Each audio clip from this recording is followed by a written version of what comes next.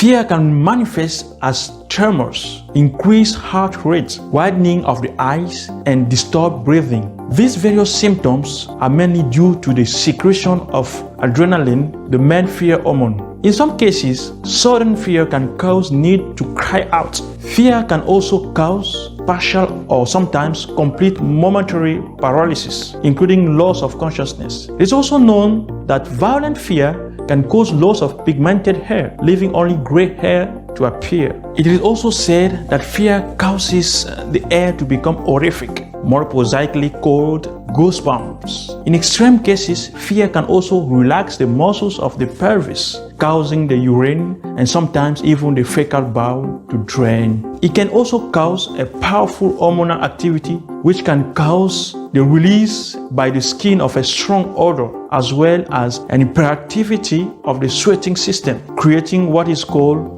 cold sweats. These are just some consequences of fear on the body. And how about its psychological and spiritual impacts? Faced with fear, the risen Christ tells us today, peace be with you.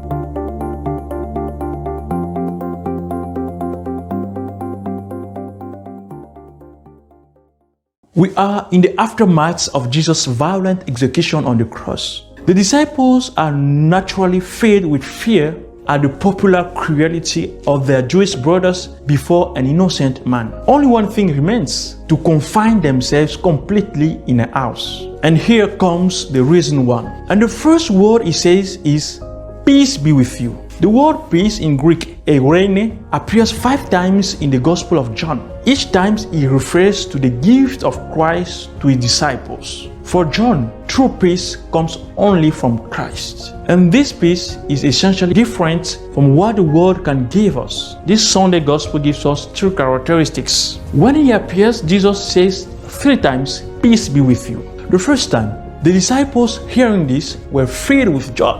The peace of Christ is that which gives deep joy, even at the most difficult and complicated times, such as the total lockdown of the disciples. This joy is difficult to explain to others, since it does not depend on any external element: success, money, domination, strength. Second time, the peace of Christ brings forth the outpouring of the Holy Spirit, who sends the disciples on mission with authority in the face of sin. In other words, the peace of Christ can and must be passed on to others. This reminds us of his recommendation to the disciples in Luke chapter 10, verse 5 and Matthew chapter 10, verse 13. When you enter a house, wish them peace. We who have received the peace of the risen one have an obligation to transmit it. The third time, 8 days later, the peace of Christ defies Thomas' doubts. He who has the peace of the risen, his faith matures and overcomes doubts